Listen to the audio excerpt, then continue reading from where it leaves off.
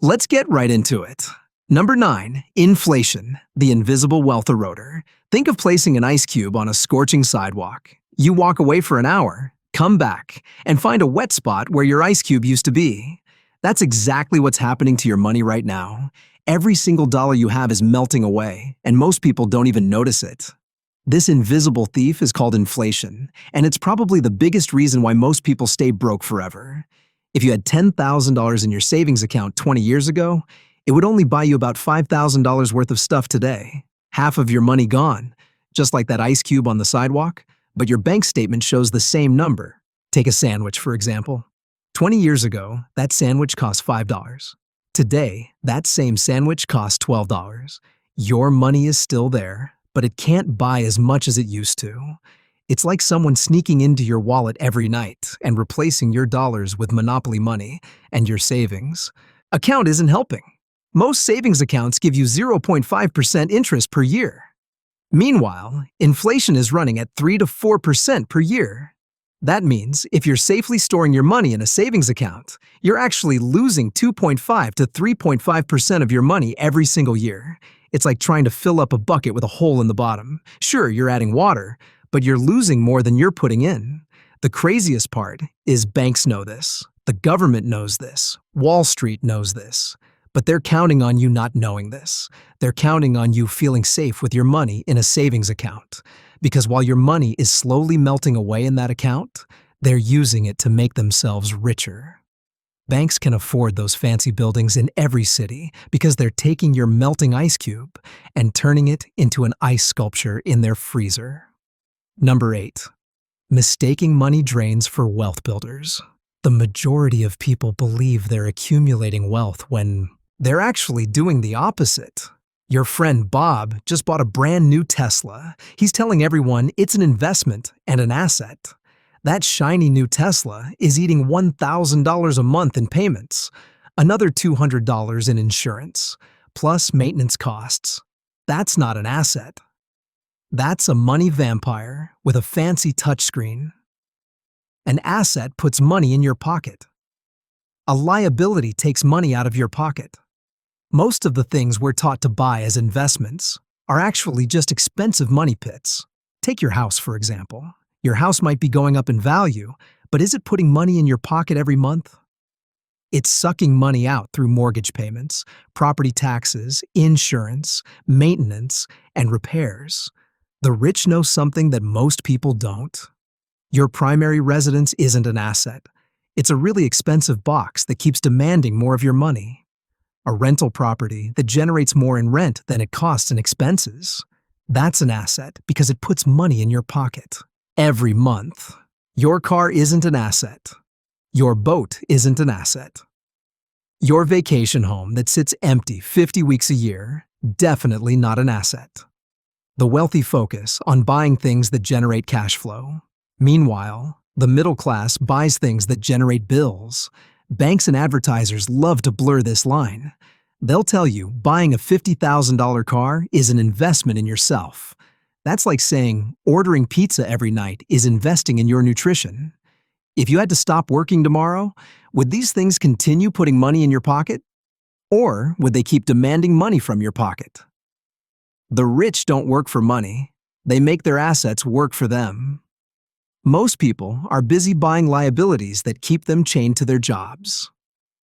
Next time someone tells you to invest in something, think about this. Is this going to feed me, or am I going to have to feed it?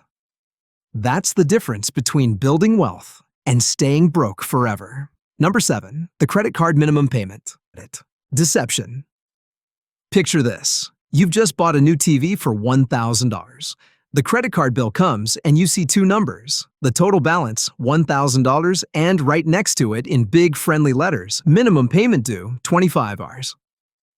$25 sounds way better than $1,000. That's exactly what they want you to think. If you only pay that $25 minimum payment, you'll be paying for that TV for the next 10 years. That $1,000 TV will end up costing you about $3,000. When you make that minimum payment, most of it goes to paying interest, not your actual debt. It's like trying to empty a bathtub with a teaspoon while someone's pouring more water in. Take $6,000 in credit card debt. The minimum payment might be around $150. If you only make that minimum payment, you'll be paying that debt for 17 years. You'll end up paying over $10,000 in interest alone. Credit card companies make that minimum payment number big and bold on your statement. They even highlight it in a different color sometimes.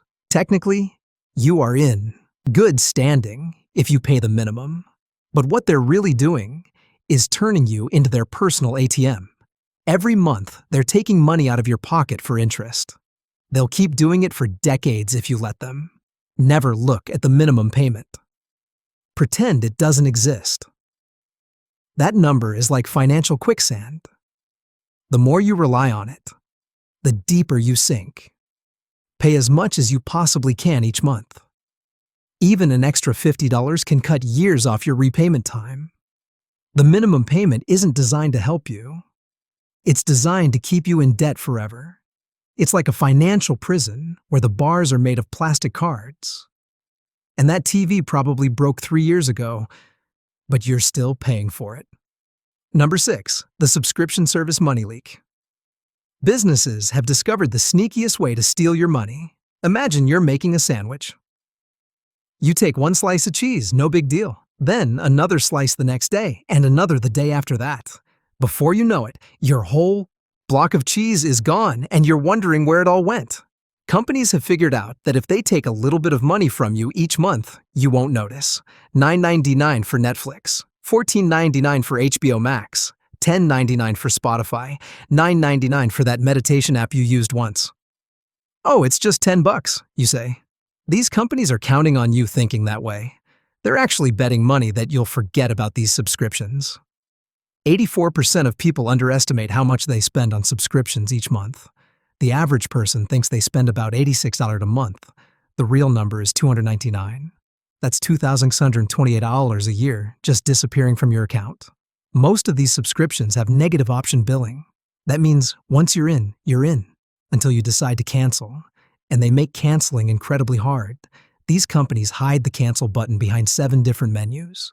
They make you call during specific hours. They guilt trip you with messages like, "Are you sure? You'll lose all your progress. Grab your bank statement right now. Look for any recurring charges. I guarantee you'll find at least 2 things you forgot you were paying for.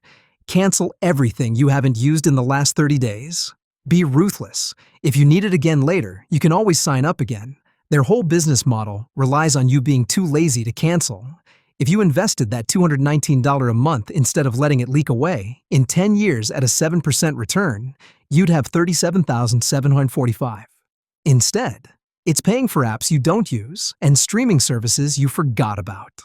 Number 5, the salary secrecy scheme. There's an unwritten rule that you shouldn't discuss your salary with coworkers. But this rule wasn't created to protect you. It was created to protect your employer. If you don't know what your coworkers are making, you can't know if you're being underpaid. And that's exactly how they want it. There was this software developer named Sarah who worked at the same company for 5 years. She thought she was doing pretty well, making $75,000 a year. Then, one day, she accidentally saw a new hire's offer letter left on the printer. This fresh out of college kid was starting at $85,000. Sarah had been training new hires like him for years. When Sarah brought this up to HR, they didn't give her a raise. Instead, they reminded her about the confidentiality clause in her contract. Companies actually love it when you think discussing salary is tacky or unprofessional. This vow of silence lets entire industries keep wages low. It's like everyone's playing poker, but only the house can see all the cards. But in most countries, it's actually illegal for companies to prevent employees from discussing their salaries. That confidentiality clause they keep waving around is basically unenforceable. The only people benefiting from your silence are the ones writing the checks. Number 4, the illusion of perfect market entry. The biggest money trap keeping people broke is attempting to time the market perfectly. You've probably heard people say, "I'm waiting for the dip," or I'll invest when the market crashes. It sounds smart. Wait for stocks to go on sale, then buy them cheap. Almost everyone who tries this fails miserably. If you invested $10,000 in the S&P 500 in 1980 and just left it alone, you'd have about $760,000 today. But if you missed just the 10 best trading days during those years, you'd only have $228,000. Missing just 10 days out of thousands turned $760,000 into $228,000. Most of the best days in the market happen right after the worst days. So when people panic and pull their money out during a crash, they're usually missing out on the biggest gains. It's like leaving the theater right before the best part of the movie. Studies show that the average investor earns about 5% per year, while the market returns about 10%. Why? Because they're trying to be clever and time the market. They're basically playing poker against a casino that never loses. The most successful investment account at Fidelity belonged to a dead person. Why? Because dead people can't panic sell or try to time the market. They just stay invested, letting compound interest do its thing. The second most successful accounts belong to people who forgot they had them. Time in the market beats timing the market. And if you don't believe me, just ask all the dead investors who are outperforming the living ones. Number 3, the self-defeating money mindset. You know that friend who always says, "I'm just bad with money," like they're announcing their zodiac sign? That's the financial martyr complex in action. Here's how it works. You mess up with money once or twice, and suddenly it becomes your whole identity. It's like burning toast once and deciding you're cursed to eat charred bread for the rest of your life. Being bad with money isn't a personality trait. It's not written in your DNA like your height or eye color. It's more like being bad at cooking. You might burn some eggs at first, but with practice, you can get better. But the financial martyr complex makes you think differently. It's like having a little devil on your shoulder saying, "Why bother learning about investments? You're bad with money anyway." Or, "Go ahead, buy those shoes. You're already in debt." What's another $100? It's the ultimate get-out-of-responsibility-free card. Every time you use this excuse, you're actually making it stronger. The more you tell yourself, "You're bad with money," the more your brain looks for evidence to prove it. It becomes a self-fulfilling prophecy. Stop introducing yourself as someone who's bad with money. It's not your identity. It's just a story you've been telling yourself. Instead of saying, "I'm bad with money," try, "I'm learning about money." One's a dead end, the other's a journey. Warren Buffett wasn't born knowing how to invest. He learned, he practiced, he improved. The financial martyr complex just keeps you broke, which is just how the system likes it. People who've given up before they've even started. You're not bad with money. You're just at the beginning of your financial journey. Number 2, the hidden cost of every purchase. Picture yourself at a store about to buy a $1,000 TV. No big deal. You've got the money. But there's an invisible ghost following you around the store, and this ghost is screaming numbers at you that you can't hear. That ghost is opportunity cost, and those numbers it's screaming are how much money you're actually losing. See, that $1,000 TV isn't just costing you $1,000. If you had invested that money instead, in 30 years, it could have grown to $15,000. So really, you're not spending $1,000 on a TV. You're trading your future self's $15,000 for it. Most people don't just make one of these trades. They make hundreds of them every year. That $5 coffee, your ghost is screaming $75. That $50 dinner, the ghost sees $750. That new $30,000 car, your ghost just fainted because it knows that's nearly $500,000 in future money. Understanding opportunity cost is like having a financial superpower. It's seeing money in 4 dimensions, including time. And once you start seeing it, you can't unsee it. Every dollar you spend today is actually killing off dozens of its future children. It's like a tiny financial murder spree, and those ghosts of unborn dollars will haunt your retirement. The average American spends about $18,000 a year on non-essential items. If they had invested that money instead, starting at age 25, by 65, they'd have an extra $4.2 million. You heard it right. That's compound interest doing its thing. So next time you're about to buy something, listen for your ghost. It might be trying to save your financial future, or at least stop you from trading your future mansion for today's flat-screen TV. Number 1. The Perpetual Procrastination Prison. Someday Island is the place where your financial dreams go to die. It's where you tell yourself, someday I'll start investing. Someday I'll learn about stocks. Someday I'll build that emergency fund. No one ever leaves Someday Island. Bob and Sarah are both 25 years old. Bob lives on Someday Island. He keeps saying he'll start investing when he gets that promotion, or when his car is paid off, or when the market feels right. Sarah leaves Someday Island and starts investing $200 a month.